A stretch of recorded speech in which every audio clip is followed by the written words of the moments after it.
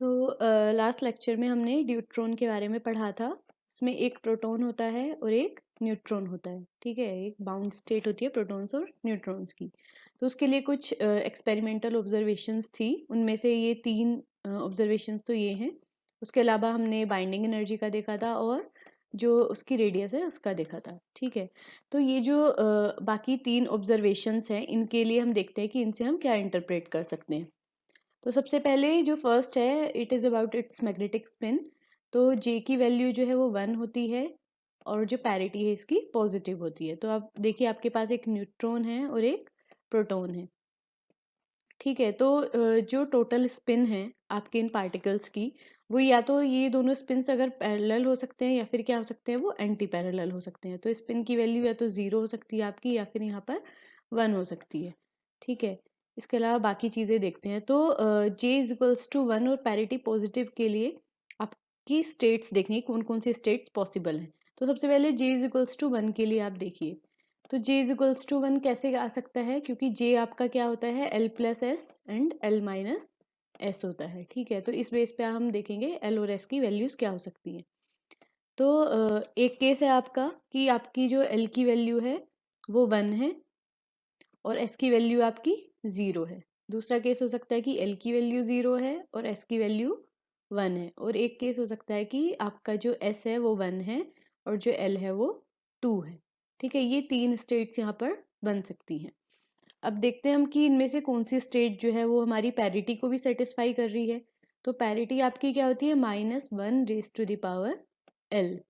तो जब l 0 या इवन है तभी ये क्या होगा, पॉजिटिव होगा, अदरवाइज ये नेगेटिव होगा।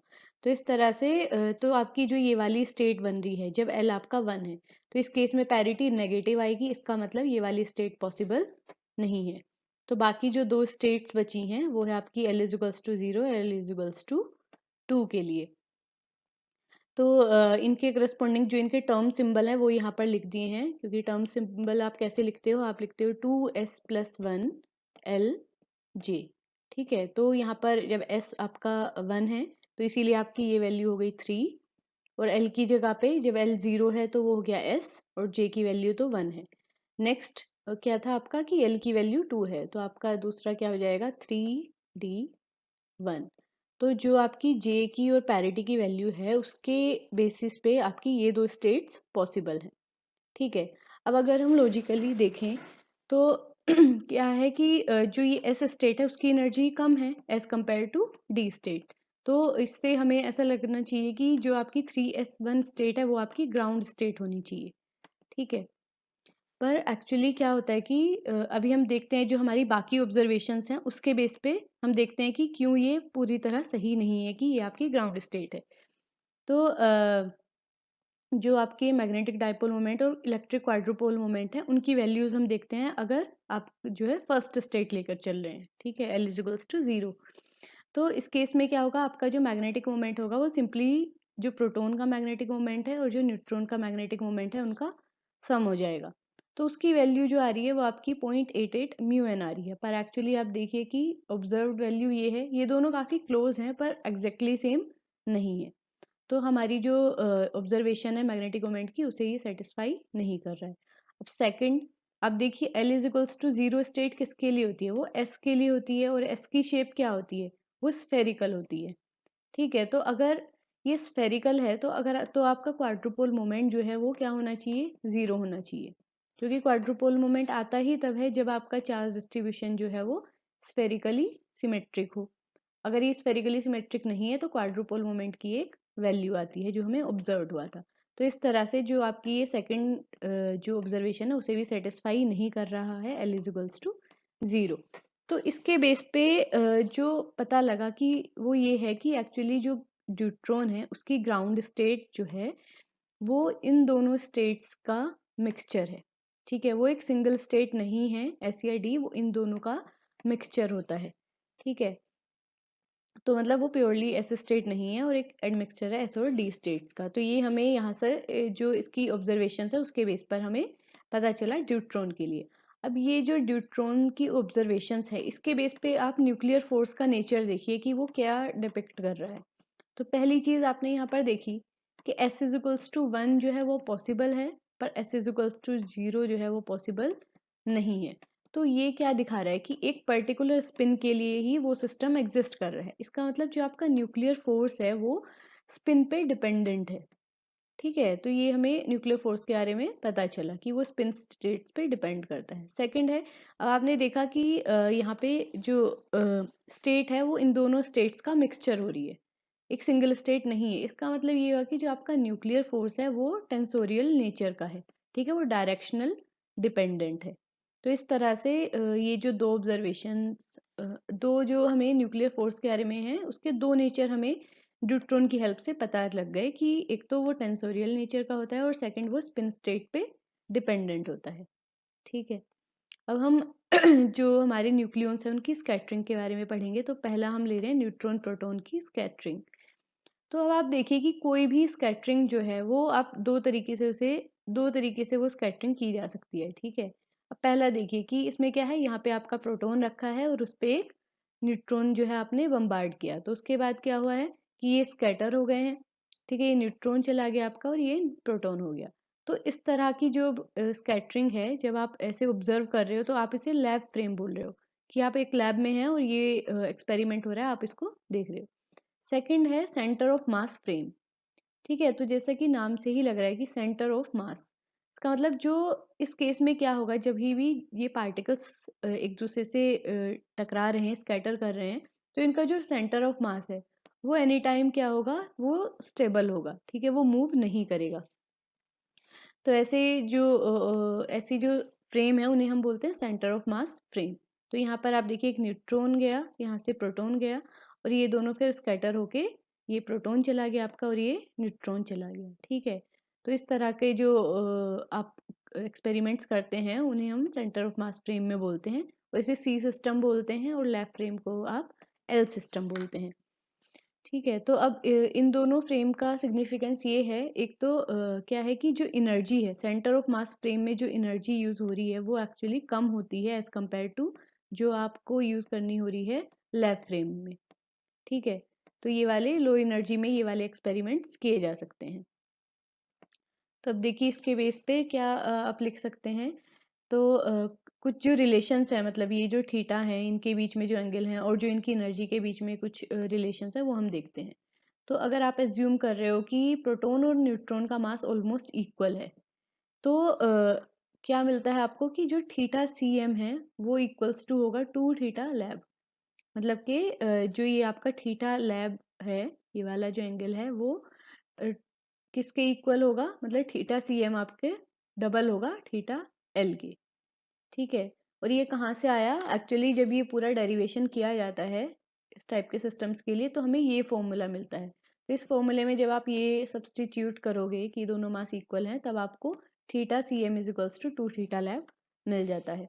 सेकंड क्या है कि सेंटर ऑफ मास में फ्रेम में आप क्या करोगे, एक रिड्यूस्ड मास का यूज़ करोगे। ठीक है, तो रिड्यूस्ड मास कैसे निकालते हैं, m1 m2 upon m1 plus m2। तो इसके बेस पे जब आप एनर्जी को डराइव करते हो ई सेंटर ऑफ मास और ई लैब, तो आपको ये मिलता है। तो यहाँ से आपको दिख रहा है कि जो सेंटर ऑफ मास फ्रेम में एनर्जी है वो लेस है as compare to laboratory frame में। अब ये एक्सपेरिमेंट कैसे किए जाते हैं उसका यहाँ पर ये एक ड्रॉ किया हुआ है कि हम एक टारगेट लेते हैं। तो इस केस में आप जो टारगेट लोगे, सिंस यहाँ पर हम न्यूट्रॉन प्रोटॉन स्कैटरिंग देख रहे हैं, तो जो आप ये टारगेट लोगे वो आप प्रोटॉन रिच जो हैं, ऐसा कुछ टारगेट लोगे जो प्रोटॉन रिच है। ठीक है, और जो आप बम्बार्ड कर रहे हो, आप कर रहे हो यहाँ पे न्यूट्रॉन बीम्स जो हैं इस पर बम्बार्ड कर रहे हो अपने टारगेट पे। तो ऐसे टारगेट्स, मतलब एग्जांपल है कि प्रोटॉन रिच हैं, वो पैराफिन। ठीक है, पैराफिन इसका एक एग्जांपल है। ठीक है, तो इसके बाद क्या है कि अब जो प्रोबेबिलिटी ऑफ स्कैटरिंग है इन पार्टिकल्स के लिए, अगर आपको प्रोबेबिलिटी लिखनी है फॉर स्कैटरिंग, तो आप कैसे लिख सकते हो, blocked area of the beam upon total beam area. मतलब कितनी बीम का कितना एरिया जो है वो ब्लॉक हुआ है यहाँ पर अपॉन टोटल बीम एरिया। ठीक है, तो ये एक्चुअली प्रोबेबिलिटी जब भी आप निकालते हो तो आप ऐसे ही निकालते हो, जैसे कि अगर आप किसी कॉइन के लिए हेड और टेल की बात करते हो, तो हेड आने की प्रोबेबिलिटी आप कैसे लिखते हो कि 1/2, क्योंकि टोटल जो इवेंट्स है वो दो हो सकते हैं, हेड आ सकता है या फिर टेल तो एक पर्टिकुलर के लिए आप क्या लिखते हो 1/2, मतलब कि अपोन में आप टोटल जो नंबर ऑफ इवेंट्स है वो लिखते हो। तो वैसा ही यहाँ पर किया है कि जितना एरिया ब्लॉक हो रहा है बीम का अपोन हमने किया है टोटल बीम एरिया। तो इस तरह से स्कैटरिंग की प्रोबेबिलिटी आ जाएगी। नेक्स्ट अब हम इसका मैथमेटिकल डेरिवेशन देखते हैं जो स्कैटरिंग क्रॉस सेक्शन है उसके लिए। ठीक है, स्कैटरिंग क्रॉस सेक्शन एक्चुअली वो प्रोबेबिलिटी ही दिखा रहा है स्कैटरिंग की। तो हम स्टार्ट करते हैं Schrodinger equation for a central force we are. तो ये सिंपल फॉर्म है आपकी श्रोडिंजर इक्वेशन की, और यहाँ पर m रिड्यूस्ड मास है इस सिस्टम के लिए। तो अब हमने क्या किया है, इसी इक्वेशन को रेडियल फॉर्म में लिख दिया है। तो जैसे हमने पहले भी किया था, रेडियल फॉर्म में लिखा था इसको। तो यहाँ पर जो आपका वेव फंक्शन साई आ रहा है उसकी फॉर्म इस टाइप की लिखी है हमने। ठीक है, इसे पोलिनोमियल्स के टर्म्स में लिखा है यहाँ पर, पी एल कोस थीटा के टर्म्स में। और के की जो वैल्यू है वो √m/e/h² है। नेक्स्ट तो उसके बाद क्या है, जो आपका ये ULR फंक्शन था यहाँ पर, ULR जो था उसकी जो वैल्यू है वो almost sine KR-L π/2 plus delta L लिख सकते हैं। ठीक है, उसके बाद यहाँ पर जो डेल्टा एल है वो आपकी स्कैटरिंग फेज शिफ्ट है। उसके बाद क्या है कि अब ये बोल रहे हैं कि जो आपका टोटल वेव फंक्शन है उसे आप कैसे लिख सकते हो, उसे आप लिख सकते हो इंसिडेंट वेव फंक्शन और स्कैटर्ड वेव फंक्शन की सम के रूप में। तो ये कैसे हो रहा है, अब आप देखिए कि ये हमने स्कैटरिंग एक्सपेरिमेंट जो किया, तो सबसे पहले आपकी न्यूट्रॉन बीम आई यहाँ से और फिर इसका कुछ पार्ट जो है वो स्कैटर हो जाएगा। तो अगर आप ये मान रहे हो कि जो ये न्यूट्रॉन बीम है उसे आप वेव फॉर्म प्लेन वेव मान रहे हैं, ठीक है, तो अगर आपकी एक प्लेन वेव आ रही है इस टारगेट पे, उसके बाद वो स्कैटर हो रही है, तो टोटल आप वेव फंक्शन को कैसे लिख सकते हो, आप इंसिडेंट वेव फंक्शन और जो स्कैटर्ड है उन दोनों का सम लिख सकते हो। तो वही इन्होंने यहाँ पर किया है कि इंसिडेंट और स्कैटर्ड का समेशन कर दिया है। अब इंसिडेंट की फॉर्म e जो है IKR लिखी है, क्योंकि हमने क्या माना है कि ये एक प्लेन वेव है। ठीक है, तो प्लेन वेव को आप रिप्रेजेंट कर सकते हो जो है IK.R से। नेक्स्ट स्कैटर्ड वेव में सिंस यहाँ पर एक एंगल का फैक्टर आ जा रहा है क्योंकि वो स्कैटर हो रहा है, और अपोन में R, तो F(θ/R) जो है इसमें एडिशनल आ जा रहा है स्कैटर्ड बीम में। ठीक है, तो इस तरह से आपका जो टोटल वेव फंक्शन है वो ये बन जाता है। अब आगे देखते हैं। तो ये जो वेव फंक्शन था उसे लेजेंड्रे पोलिनोमियल्स के टर्म में लिखा है इन्होंने, और इसकी जो डिटेल है वो आपको अपेंडिक्स 28 में मिल जाएगी, और ये हमने रॉय एंड निगम से लिया है। ठीक है, तो इस बुक में आप जाकर ये देख सकते हैं अगर आपको डिटेल में देखना है तो। जो वेव फंक्शन था उसको एक्सपेंड कर दिया है in terms of Legendre polynomial. तो यहाँ पर ये सारे टर्म्स आ जाएंगे। ठीक है, तो और जो F(θ) था उसकी जगह पर ये सब्स्टिट्यूट किया है। नेक्स्ट है कि अब जो इन्होंने क्या किया है, जो इक्वेशन 17B और 18B है उन्हें कंपेयर किया है। ठीक है, आपकी ये 18B है और 17B थी आपकी ये वाली इक्वेशन। ठीक है, इन दोनों को कंपेयर करके इन्होंने F(θ) की वैल्यू निकाली है। तो ये इम्पोर्टेंट है, मतलब इसे याद करना ज़रूरी है F(θ) की जो वैल्यू है। ठीक है, इसके बाद क्या है, एक्चुअली F(θ) की हेल्प से आप क्या डिफरेंशियल क्रॉस सेक्शन निकाल सकते हो, और फाइनली क्रॉस सेक्शन। तो डिफरेंशियल क्रॉस सेक्शन का फॉर्मूला क्या है, d(σ/d)ω = F(mod)F(θ) का स्क्वायर। ठीक है, तो यहाँ पर फिर F(θ) की वैल्यू पीछे से यहाँ से सब्स्टिट्यूट कर दी। उसके बाद जब इसको आप सोल्व कर रहे हो करोगे और आपको क्या निकालना है, टोटल क्रॉस सेक्शन। तो ये डिफरेंशियल था, अगर आप इसको इंटीग्रेट कर दोगे तो आपको टोटल क्रॉस सेक्शन मिल जाएगा। तो इन्होंने क्या किया है, फिर इसको इंटीग्रेट कर दिया है। तो इस तरह से आपको जो वैल्यू मिली है वो मिली है 4π/k² sin²डेल्टा²। ठीक है, क्योंकि यहाँ पर ये आपका था sin²डेल्टा² ये यहीं पे रह गया है। उसके बाद 2l+1 जो है वो आपका ऐसे ही रह गया है। और उसके बाद जब आप इसको पूरे क्रॉस सेक्शन के लिए जब इंटीग्रेट कर रहे थे तो थीटा और फाई का भी इंटीग्रेट करेंगे, उसकी वजह से आपको यहाँ पर एक थीटा फाई और जो आपका ये PL कोस थीटा है, इन सबको जब आप इंटीग्रेट करोगे तब आपको जो एक फैक्टर मिलेगा वो है 4π। ठीक है, तो इस तरह से आपको जो है टोटल क्रॉस सेक्शन अपना मिल जाएगा। ये भी एक इम्पोर्टेंट फॉर्मूला है। ठीक है,